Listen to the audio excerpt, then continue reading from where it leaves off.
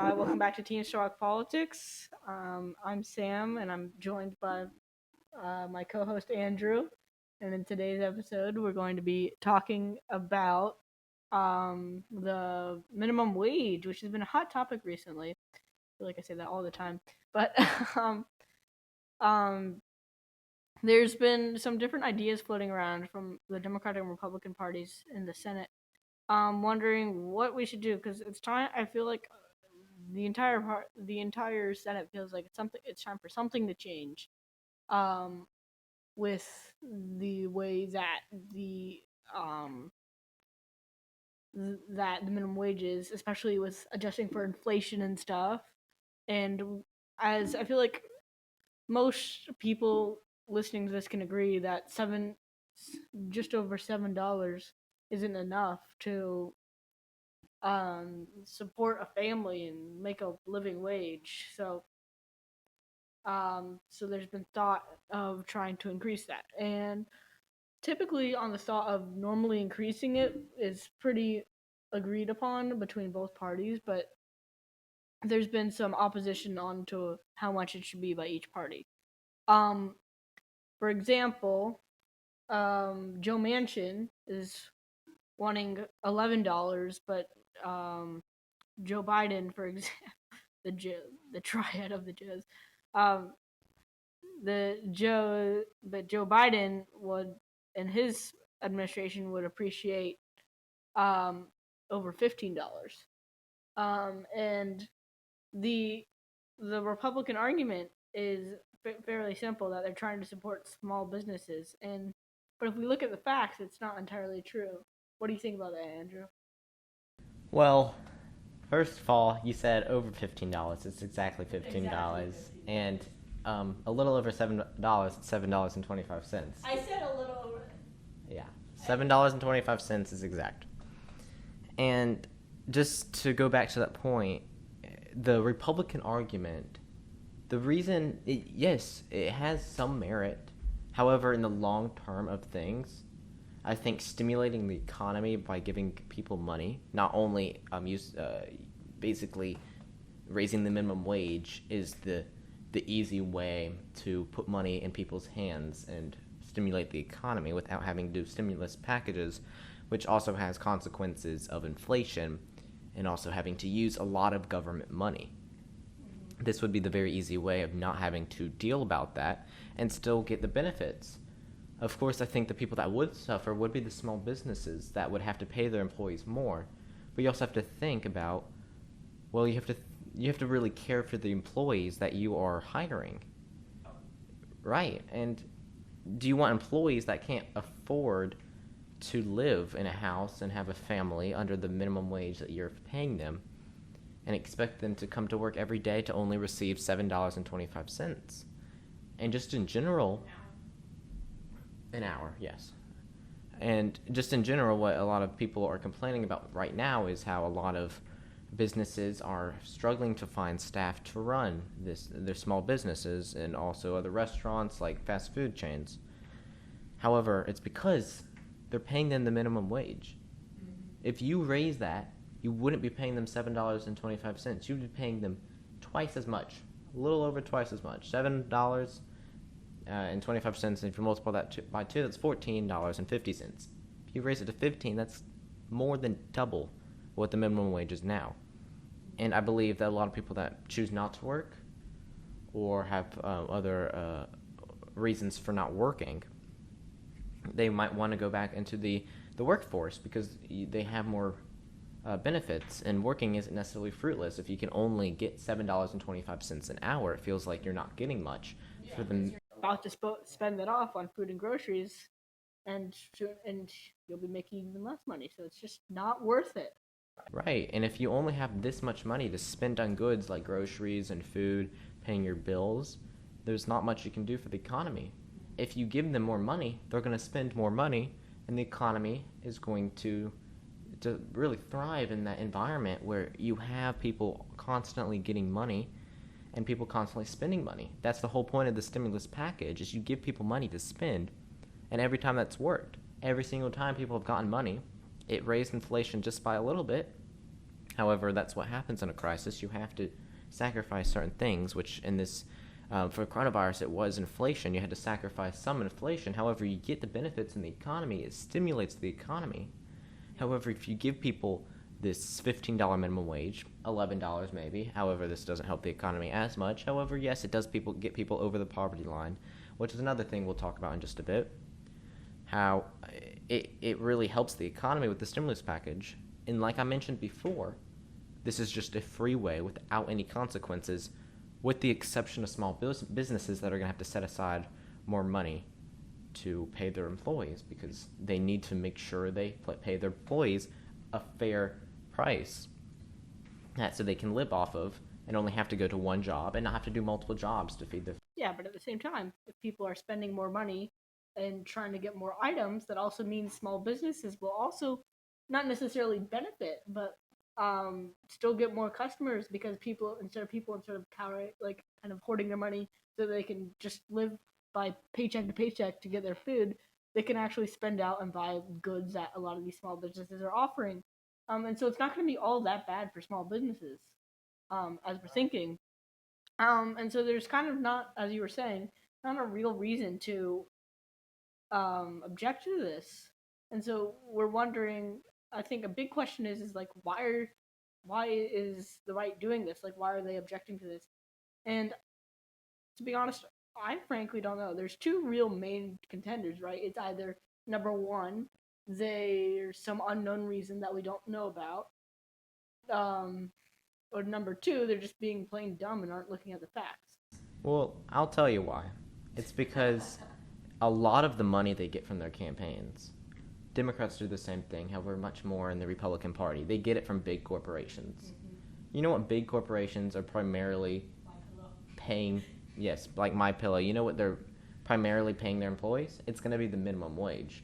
They're going to lose a lot of money if they raise the minimum wage. And Republicans are afraid of losing this big chunk of money they get towards their campaigns by these humongous corporations. Yep. Like you said, MyPillow, Mike Lindell. That's a pretty big company with MyPillow. I can guarantee you they probably pay a lot of their employees only minimum wage. They're going to lose a lot of money if it goes up to $15 or $11. And now we're going to move on to just talking about poverty and really what this would do to certain people. Like we mentioned before, it helps people being able to feed their families. Not only that, but just in general, being under that poverty line, it hurts you a lot just to have that title, and also just being hungry all the time. Raising that minimum wage, yes, people that are really, really rich, they're going to have to suffer a little bit, but they're also millionaires most of the time, and they can afford to lose that kind of money because they can already feed their families, and they need to spread that, I guess, the money towards their employees. I don't think this is communism. It's just simply not making people suffer as much. Like it's not communism because the government doesn't own anything. It's not socialism because no one's getting this special advantage or the same benefits. It's just plain capitalism but being a bit more fair, and allowing people not to suffer. There's no change from what it used to be a while ago because of just inflation, and we need to adjust for that. And not doing it can really hurt some people. And to add on to that, if these low wage workers have children, they want to go to school, and they can't go to school, that's a lot of children lost that could have been professionals, like working in fields to advance technology and research in certain topics to further the country along. So it's really just, in reality, it's just a long-term boost for everyone involved. Maybe not the small businesses, but it will help the economy, and it'll help the majority of the population. And even if it does do some damage to some corporation owners, it's not the worst thing that can happen. They can still feed their families, by the way, as you were saying. Right. And another reason that I have actually seen on Fox News is that the minimum wage is your starting point to make you want and really just, I think that was the right word, but just want to get a higher wage, so you'll want to get these promotions to make more money for your family. However, the reason that doesn't always work is once you're poor, it's very hard to go to college. Like, you know that you won't be able to pay off these student loans unless you get really lucky with getting a really lucky promotion, you win the lottery, or some way to get a big chunk of money to pay off your student loans. However, a lot of people don't go to college for that reason, and you won't be able to find a job that pays you well, and you're going to be stuck at the minimum wage. So there's no moving up from that. So starting the minimum wage at a point where you can afford to get your kids to go to college. Like, this is saying that the poor get poorer, and that's true, and the richer get richer. The rich get richer.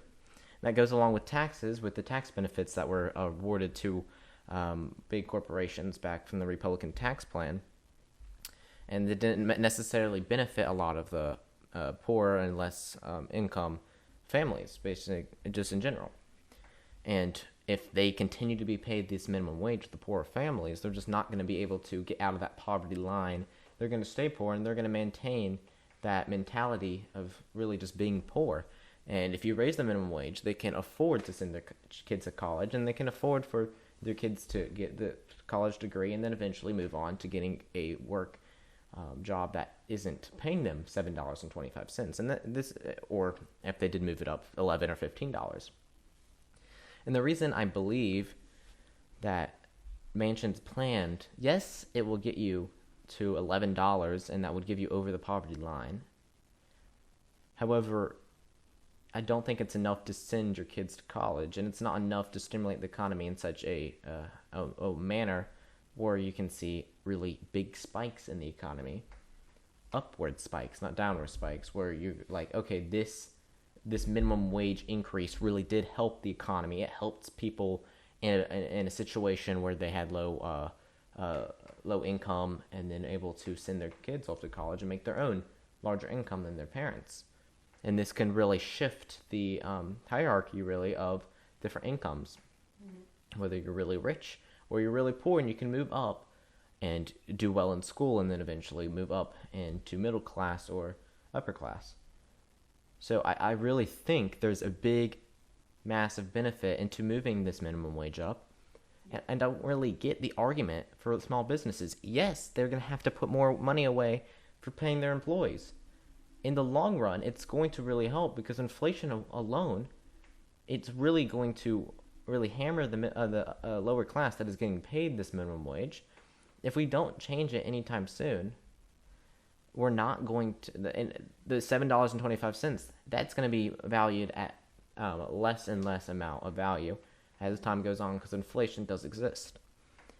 And this isn't the only country that needs to do this, but a lot of more the first world countries, like the UK, Australia, Canada, they have a system that moves the minimum wage up as inflation increases. So if it used to be $1 back in 1950, okay, maybe it's $3. That's not the exact number, but that's just an example. It's $7.25, and you want to know what $7.25 is going to be worth in 30 years. You shouldn't be paying your people the same amount. It shouldn't be $7.25. It should go up as inflation goes up. We could do a plan like that, and a lot of people do want to do that, where Congress doesn't have to raise the minimum wage every single time for inflation reasons. They can raise it along with inflation. It automatically goes up. And I think this is also a really good option that we could do. But in the past, Congress has had to move it up every single time we want to raise the minimum wage. So I think time will really tell, right, Sam? That let's see if Congress is able to put a plan on the floor, have it vote, and hopefully pass. However, they can't do much without the filibuster. Yeah.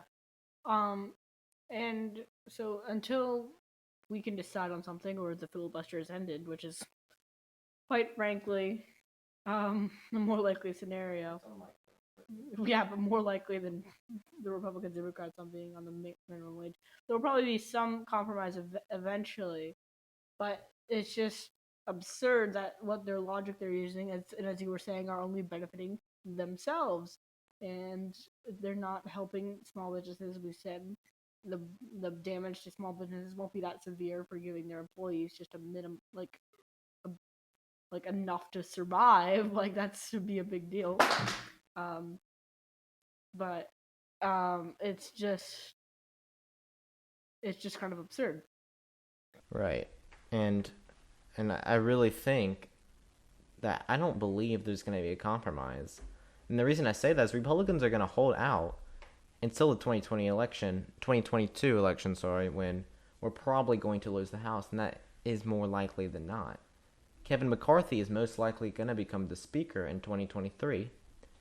And after that, the Biden agenda just won't be able to be passed. There is very little Biden can do because no matter how bipartisan an idea is, Republicans are going to oppose it. They're no longer a party with real actual foundations where they have certain policies that their party is a foundation on, like the Democrat Party. They're really outdated. They're just the no party to whoever is in power that is in the opposition party that they are. A good example of this is when Trump wanted to pass a stimulus bill. Oh yeah, Republicans, yeah, let's do that. When Biden wants to pass a stimulus bill, they're like, no, we're gonna be opposed to this idea. Even if the policies are completely flip flopped. Right, and that they're being very much a hypocrite in this situation, and that's really what the Republican Party has become, really, ever since Obama took office. Mitch McConnell said, I don't know if this is the exact quote, but it's very similar. My main goal until 2012 is to make this a one-term president. When he using that pronoun, he's referring to President Obama. And I think the Republican Party, this is getting a little off topic, but they really need to change their message so we can get bipartisan legislation out in Congress so things can be done. For example, like the minimum wage that we're talking about today. Yeah, and also if we go back to 2 episodes ago when we talked about the 2020 census, the Republicans are going to have to do something that appeals, and as you said, have a foundation that appeals to this new generation of voters, particularly urban, so that they can get back what their fundamentals are. And it's disappointing that they haven't really started on that yet. And frankly, they'll continue to keep losing seats if they keep this up, because as we know, just because of population and movement, that soon enough they're not going to have a majority anytime anymore, because of just unless they change their fundamentals and having instead of benefiting themselves, they could just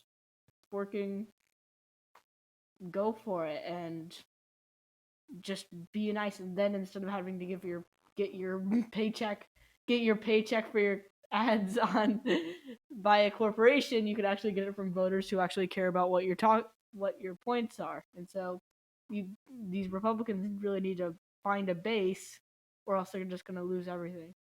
And so that's kind of a greater point to what's been going on, and it's just kind of another angle.